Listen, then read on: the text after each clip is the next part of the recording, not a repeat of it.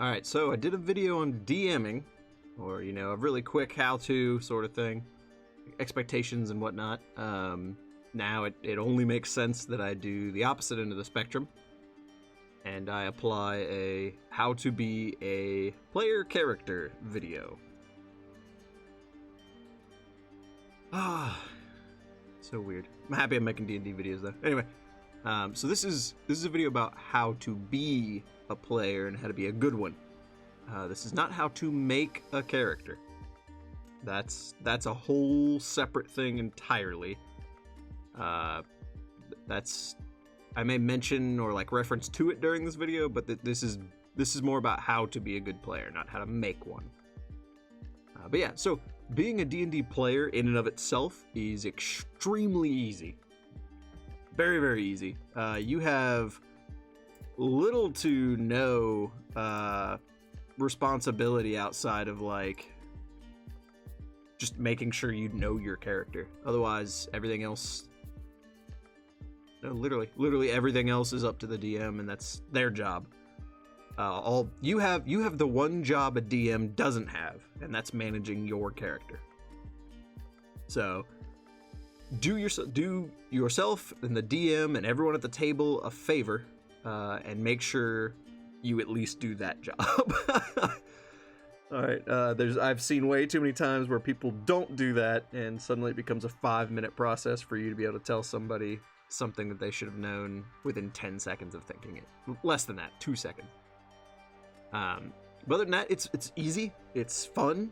There are some people that are only players. There are some people like myself who is the cursed forever DM. I think I play about maybe one in every, I want to say maybe 20 games that I play. I get to actually be a player, so it's always a fun time whenever I get to do one. 20 might be excessive, maybe 15, but yeah. It's nice and easy. I recommend being a player as your introduction into D&D. Don't DM first. If you do, then, it's not that you can't do it, it's just that's the hard road. Other than that, let's see. Yeah, before you even play, if you're just talking with people trying to figure out to play, there's a DM wanting to get people together, or you want to find a DM, etc. You find the group, make sure you check everything with your dungeon master and other players, especially the dungeon master. Find out if, it's the game for you. You want to go through a sort of a checklist of questions. You want to be all right, who's playing? What do these people like? What kind of game do you run? Is yours more combat heavy? Is yours more travel and exploration heavy? Is yours more narrative and role play heavy? Is it a mix of any of those? Is it a mix of all of them, etc.? Ask what official material they use for character making and stuff. So if some DMs I know,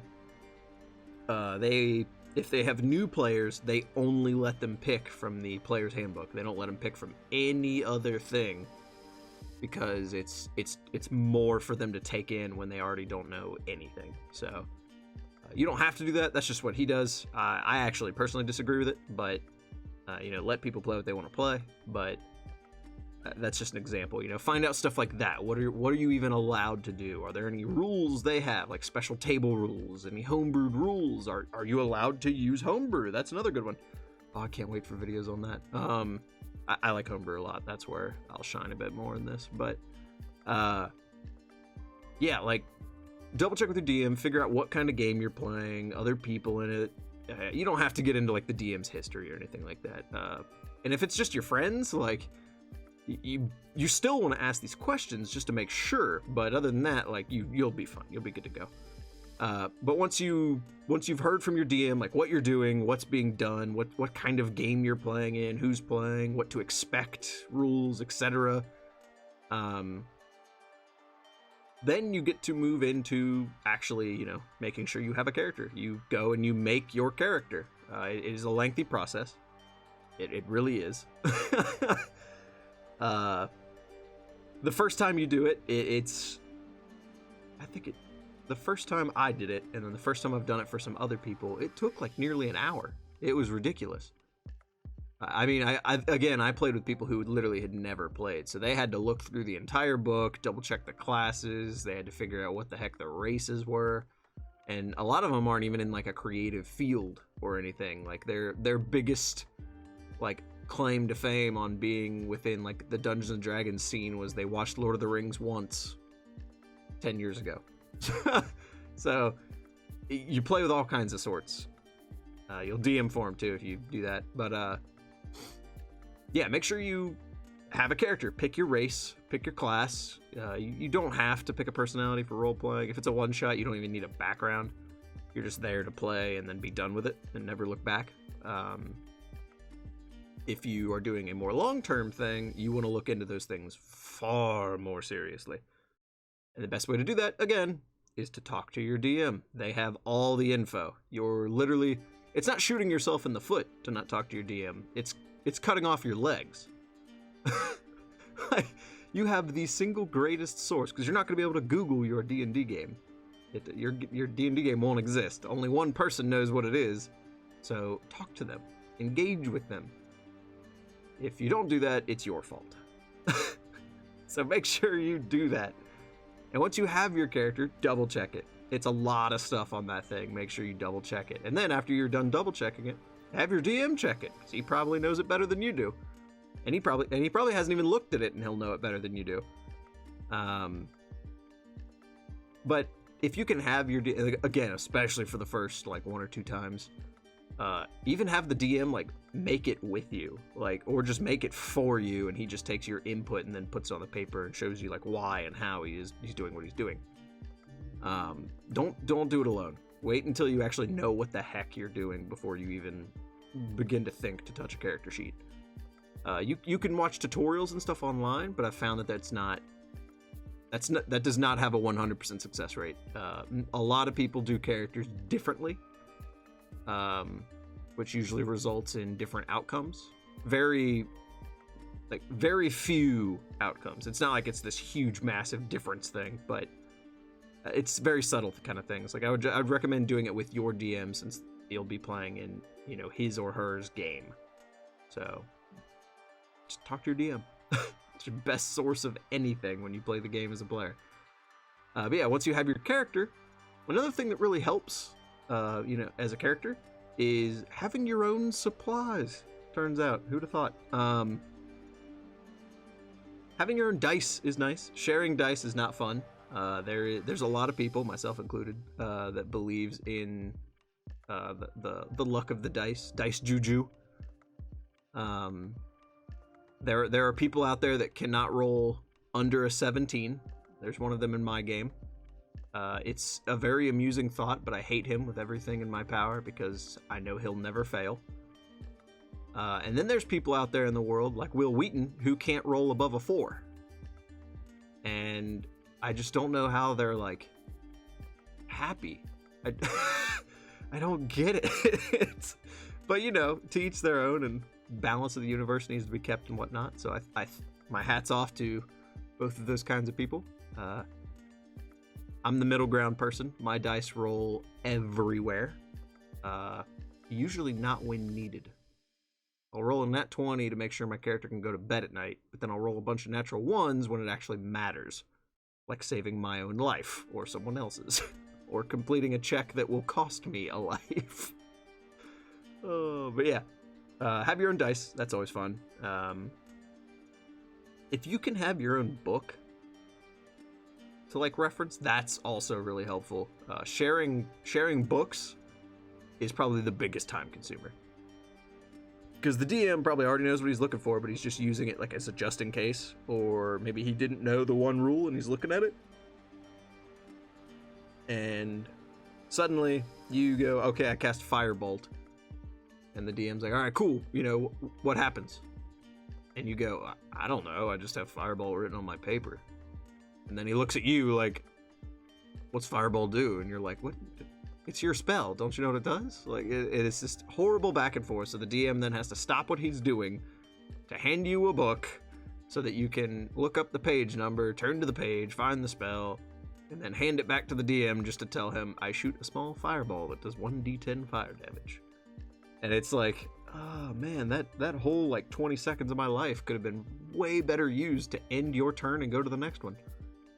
But yeah, so just, you know, have your own supplies. Have your own pencil and a page or a notebook if you do your own notes and stuff, which I recommend doing. You don't even take like massive notes or anything. Usually just like a phrase or like a couple words, some stuff. It works wonders. It really does. In a long-term game, in a one-shot, nobody cares. You're all there to more than likely die. You have like a 50-50 chance to survive in a one-shot. It's just the nature of it. Let's see. If it's in person, bring your own snacks. But if you're a cool person, you know, bring food for everyone, drink for everybody. That's awesome. Bribe your DM. Do it. It'll probably work. Like, the DM will tell you it won't work, but it'll probably work. You know, just slip them a Dr. Pepper under the table. If you do that for me, oh man, I will make sure you somehow magically find more gold in that pouch you pilfered off those bandits. Terrible person. Anyways, yeah, and then biggest thing, another big thing. I feel like I say the biggest thing a lot, but yeah, another big thing is to know your character. Kind of how I was referencing before. Understand your character. You have one job. You have one job in D&D as a player character, and that is to be your character, to know your character. So don't, like, learn your character, know your character, brush up a little bit on your character before you play a game. Make sure that you are the one who gets to tell the DM, this is what I'm doing, this is how it works. And the DM goes, cool. And then the gravy train keeps on rolling. You know, so know your character. It's your only job. The least you can do is do it. To a DM, it's very annoying when a player doesn't do that. It makes a DM not want to play with that person. Like, I know that sounds harsh, but it's probably true. So yeah, that's your job. It's your job to run your character, not the DM's. That is the one job a DM doesn't have. I noticed a lot of these opinions and viewpoints are going to come from the perspective of a DM, because I don't get to play much, but when you DM a lot, you get a lot of insight into good and bad players, because you'll see more of them than a player will. Players usually don't see a lot of DMs unless they play with a new DM like every time, while a DM will play with multiple players every time they play. It's like an insight thing. One's the fast forward version, the other one's the normal paced version. Yeah, now, also while you're playing, I feel like I don't need to say this, but I'm going to anyway, because I've heard some horror stories before. So we'll just get into like what to do, you know, while playing. So, you know, obviously play the game, play it however you want. You know, if you want to be the edgelord, rip off Dritz like every other person in the world and play a drow dual-wielding scimitars, or have the edgy background of my family died, I'm out for revenge, like, you know, or just be the big, you know, stupid warrior whose backstory he didn't come up with, so he just told the DM he had amnesia. If you want to do that, go for it. Be my guest. Or rip off someone from media. Say you're a strange mutant with odd powers. Claws grow from your wrists. You have a strange, uncanny healing ability, and you're sort of a tough guy. You know, if you want to rip off other media, go for it. As long as nobody really cares, go for it. Because at the end of the day, D&D is a game. And the end goal of every game ever, is to have fun. Just have fun, laugh, enjoy, make memories, and then tell stories of it later. That's D&D is a glorious funnel of inside jokes and things where like you had to be there in the moment for it to be funny. Outside of that, telling it to people, they probably will think you are either on drugs or just completely insane. And they'll probably they'll feel like less incentivized to play the game. But sometimes you tell a story and people are like, oh my god, I don't know what you did, but I want to do it. It's a weird blend of things. But yeah, so I feel like I don't need to say these, but when you're playing D&D as a player, you are probably at a table with other people, and there's a DM at the head of the table leading this. Or you're in an internet call online in a voice chat. You gotta use a bit of common sense. You gotta, it's a game. It's a social activity where people have come together to do something. So first and foremost, be kind, be respectful, be courteous. You're all there for the same thing. There's no need to be mean or disrespectful. Like, you're all there out of a common interest. Like, have at it. It's gonna be fun. It is a game about talking. It's all theater of the mind. It's in your head. So there's not, well, maybe there's not any like props or anything on the table, but everybody, the DM's probably going to be more in charge of this, but as like a moderator of like letting people talk or things like that. But how, it's like a social thing. There's times when you can see the gaps when you can speak, and times when you need to let other people have their turn to speak. So just, be respectful. Talk when your time to talk is up. If people are talking to you, respond, or sit back, pause a little bit, let someone else get their dialogue out. No need to hog the limelight. That's rude and inconsiderate.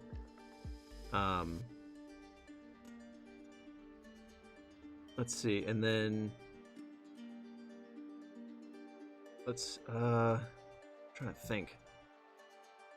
I don't know, like it's I feel like I shouldn't have to explain this. Like, just common decency in like a public situation's all you need. Like, it's not hard.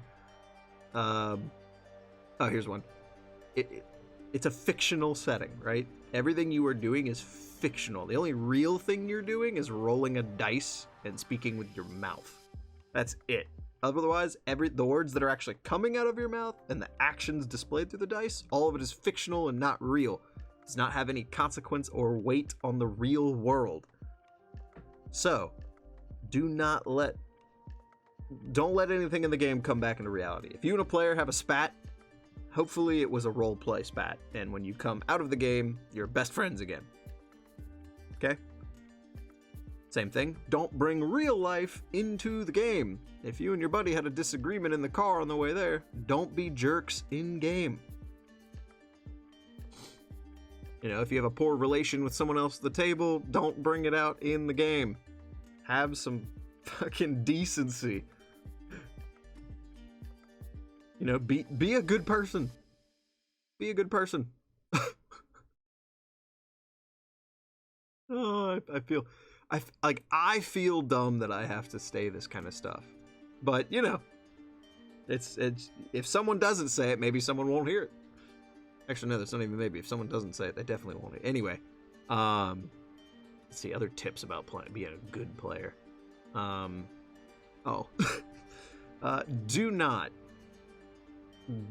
not play an evil character.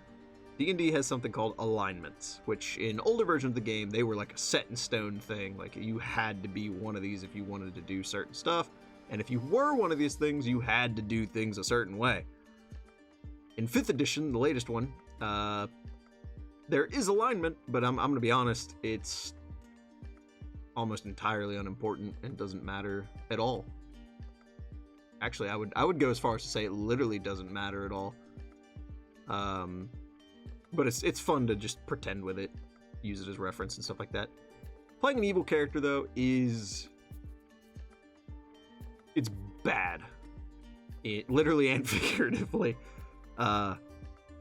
Because most of the people in the party, yourself included, you're not going to play an evil character. If you say you have a good character, you're not going to play a good character. Everybody in D&D plays a neutral character. I don't care what you say. Every once in a while, though, people who have probably played before, and they understand how to play, and like what happens when people play, they would probably play a good or evil character, and they would be able to stick to their own shtick. They would actually be a good person, or they would actually be an evil person. So don't play an evil one, because the goal is, like I said before, the goal is to come together as a group and have a fun time. If you play the jerk who's just running around killing people and not helping the progress of the game, you're ruining the fun. That's just what it is. You are ruining the fun. So do not play an evil character for your first character. Probably not your second character. Probably not your third character. Probably not your fourth character. Just don't play an evil character. Play a neutral character and move on. Let's see here. What else? I guess on that same note, figure out what other people you're playing with. Figure out what they're doing, and try.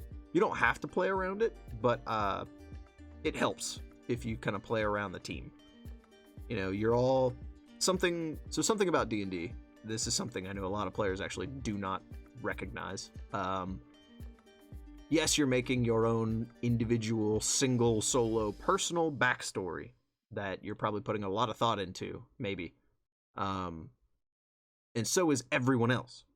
But the thing you got to look kind of past that towards is, yes, you have your own individual single thing, but 90% of the game is going to be you playing with other people, not your backstory. Your backstory is just something that gets referenced every once in a while and may or may not actually pop up as content within the game. However, the people you play with are going to be there almost 100% of the time.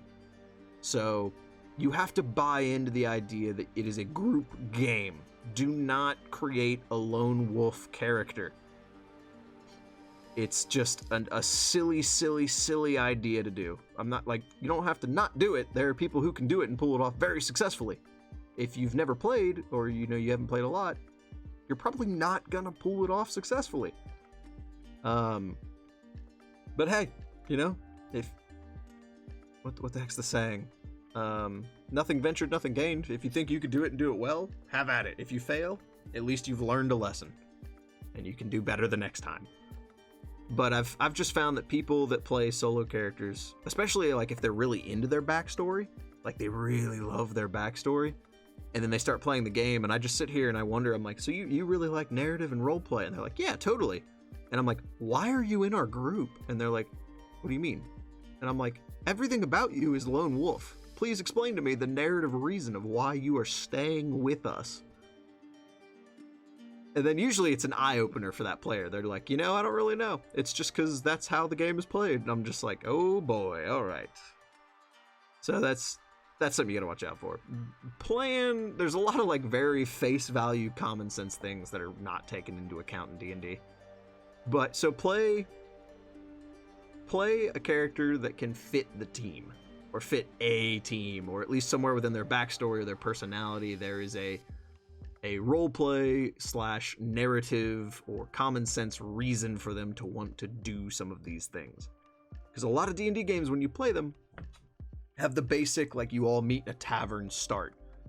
And there probably won't be this giant defining moment of like, hey, we've all come together and now we're just going to stay together and fight with our lives on the line and putting our lives on the line for each other. Even though I've only known you for 1 minute. There's no logic in that at all. So, but that'll be another thing you want to talk about with your DM. Like, you know, do you all know each other previously? That would be cool, you know? Have you met for a short period of time in the beginning? Is there something you're all, like, doing together? Like, advice for DMs out there, or for players. Players, this will work too. Players, you can ask your DM about this moment, and that'll force them to think about it, and you are covering his, and therefore your own butt in the long run. But yeah, let's see. I don't know. That's about all I got. I think I'll close it out here. So if I had to close it out, let's see. Ending. Give it like an ending phrase here. A last piece of good advice I can give. Playing Dungeons and Dragons, it's like life, okay? It's what you make it. You get what you give. So if you're the player who sits there, does nothing, says nothing, stays quiet, doesn't do anything unless the DM asks you to do something, that's the kind of game you're gonna get. You're gonna get a quiet, uneventful, boring game where you're probably wondering why you decided to sit there doing nothing for 7 hours on your Sunday before work. On the other hand, if you are the kind of person who asks questions and engages and really tries to like figure out the game's going to come to you. The DM's going to talk to you. Things are going to happen around you. The game is going to come alive. And that's when you're going to have fun. And if you're a really good player, you'll drag other players into it by talking to them. If players talk to each other or like engage other things for long periods of time to where the DM doesn't have to actually do anything for a while, DMs love those kinds of players. You'll have a great time. Oh no, another bit of advice. Start to figure out how your DM ticks. Get an idea for their flow, get an idea for their decision making, what they like, what they dislike, and then base some of your game decisions around that. You'll find the DM way more often says, yes, yes, yes, go for it, do this, try this. Might even start giving you advice just because he's happy to talk to you. It's an easy cheat for how to have a good time in D&D. But yeah, so I guess on that note, a good DM can make a good game and people can have fun. But a great player can make an even greater game. That's about all I got for how to be a good player. So, you know, take this with you. Take some of this advice, take some of these tips. Hopefully some of them were helpful, some of them were reminders, some of them were eye-opening, you know, whatever. Take it, go play some Dungeons & Dragons. Just do me a solid, do the rest of the world a solid, and just have a lot of nerdy fun. Anyways, though, if you like the video, like it. If you want to see more, please subscribe, hit the bell icon. If you have any questions, comments, concerns, criticisms, witticisms, or questions about Dungeons & Dragons, or ideas about what subject I can cover in another video, you can leave a comment. But until then, adios all.